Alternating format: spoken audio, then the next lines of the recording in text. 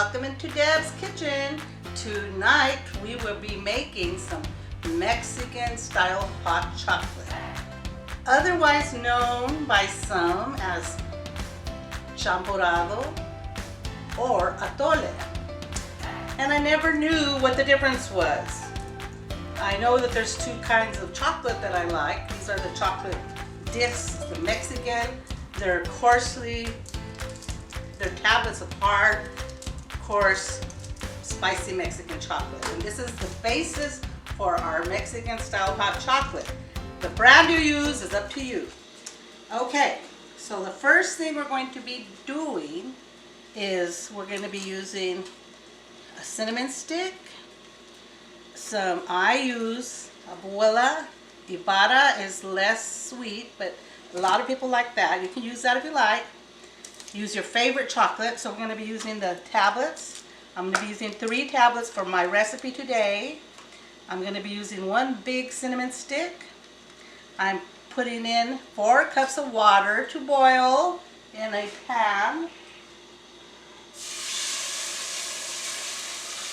That's the first step. You get a big cinnamon stick, you're going to throw it in there and put it up to boil. And when you know it's ready is when the water turns brown from the cinnamon stick. This is a cornstarch based slurry that I use to slightly thicken my hot Mexican style chocolate. Now the reason I'm saying Mexican style is because there are so many different types of chocolate, like I told you. Atole is one thing and champurrado is another. Both of those types of chocolate beverage use corn masa or ground actual masa like you use in the tamales. And some are thick and some you can eat with a spoon. And every time I go to a restaurant or a Mexican market where they sell it, I don't know what I'm going to get because there's so many variations. Some put anise in them. Some use the brown sugar cones called piloncillo. Some use condensed milk. And I've been researching and trying out different recipes. And I decided I like my mom's style best. And it's a simpler, more of a classic hot chocolate. And it has a mild, slight thickness that this cornstarch lends to it. But not like the champurrado some people might be accustomed to, where it's very thick and you could practically do it with a spoon. And so here are my cinnamon sticks coming to a boil. That's the first step. And then we're going to be adding some evaporated milk. I have 2 cans. These are 12-ounce cans. So we have 4 cups of water to start. And once it boils and it starts turning brown, I'm going to add these 2 cans, 24 ounces. And then we're going to start adding in our tablets. Okay, as you can see, these are hard tablets. They smell delicious. It smells like cinnamon and chocolate.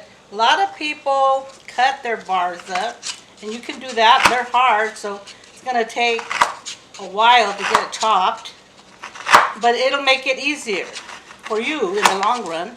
I myself just throw them in the pan most of the time and let them dissolve, because they will dissolve. But that requires a lot of tending to.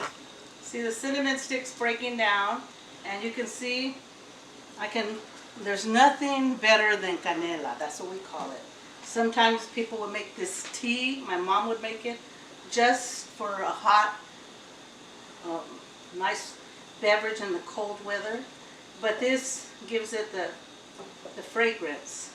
And at this point, if you were making another type, you'd probably add your brown sugar cones and your star anise, but that's another recipe. So we're keeping it simple. We're just boiling it, and I don't know if you can see because of the camera, but it's starting to turn brown. Okay, like I told you, you could cut it up and it will dissolve instantly, but I'm in no big hurry. And actually, I want the cinnamon to infuse more. So the only problem is once you put it in like this, you can't walk away anymore because you have to make sure that these are dissolving, and you can see them dissolving already. So you can see it's breaking down. As it gets soft, It's going to break down super fast once it gets hot enough. And at this point, we're going to be ready to add our evaporated milk. And I love, some people, I was researching and trying different recipes to see if there was one I like, and a lot of people use condensed milk. But I was like, oh my gosh, you put evaporated milk, sugar tablets, a brown sugar cone, a can of condensed milk. That was way too much sugar going on for me. So I tried that recipe, but it was not for me. Okay, I'm adding in 2 cans, 12 ounce each, of evaporated milk. And we're going to bring that back to a boil. Okay, so I have in my evaporated milk, but if you want to see the exact measurements of everything I'm using, we're going to put the recipe in the description, and you can see exactly how it's made.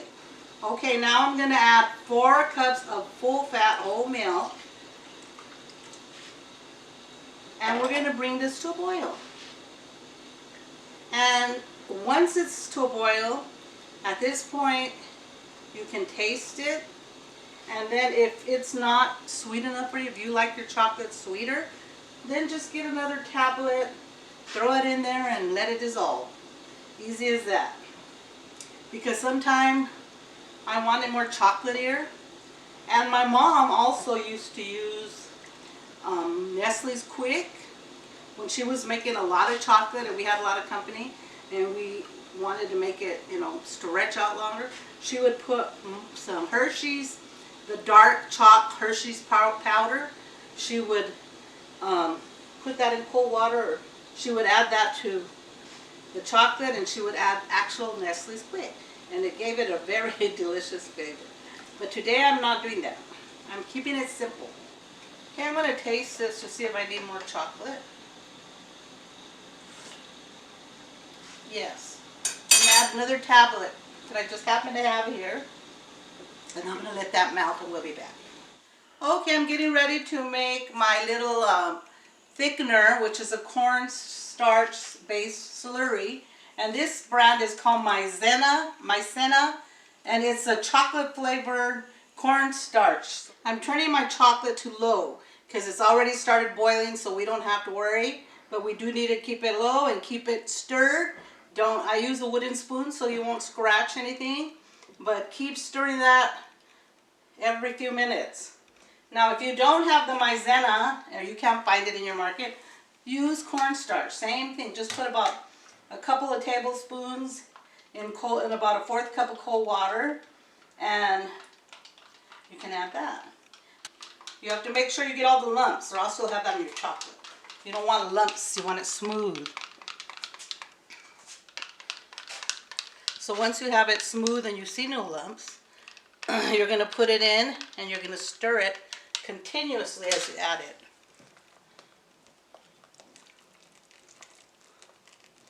And this is going to thicken up your chocolate just enough. It's not going to be so thick that it's not, it's more like a pudding, but it's going to be thick enough where you know it's a Mexican style chocolate.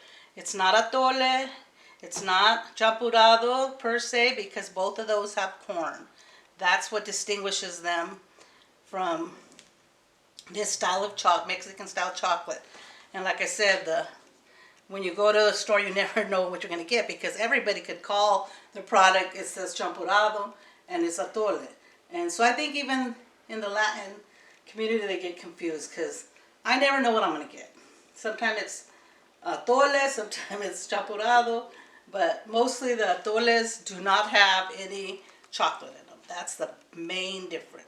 Okay, so you can see it's slightly thickened. It's not real thick, but it's rich. It's adding a little decadence to your chocolate. Extra richness, creaminess. Silky creaminess is what it adds. And you're ready to pour it up.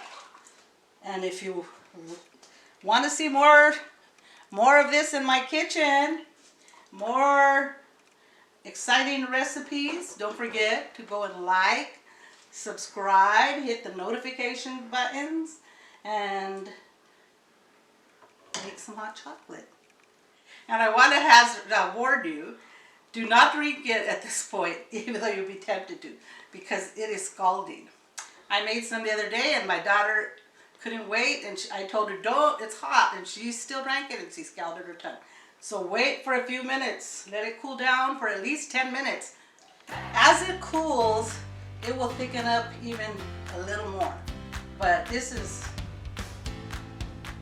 smells cinnamony, chocolatey, it's silky, and I'm tempted to drink it, but I'll wait. Our delicious hot chocolate is ready. I'm using my favorite Mexican bread. Has little, actually this one has anise in it, and it's delicious.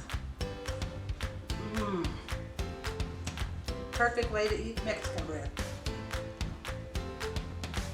Thanks for watching the Next Kitchen.